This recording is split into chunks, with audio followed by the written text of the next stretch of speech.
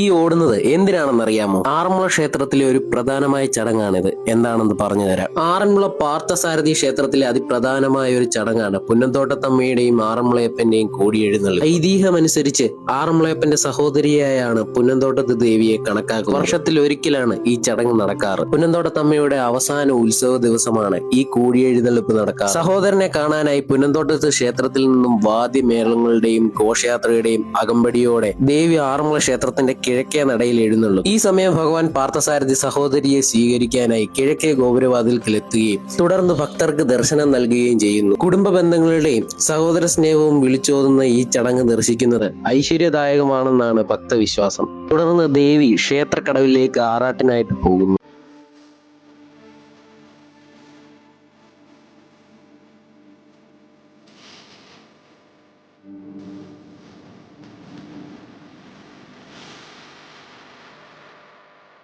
ഈ വീഡിയോയുടെ അഭിപ്രായങ്ങളും നിർദ്ദേശങ്ങളും പറയുക. പുതിയൊരു വീഡിയോയുമായി പെട്ടെന്ന് തന്നെ വരാം.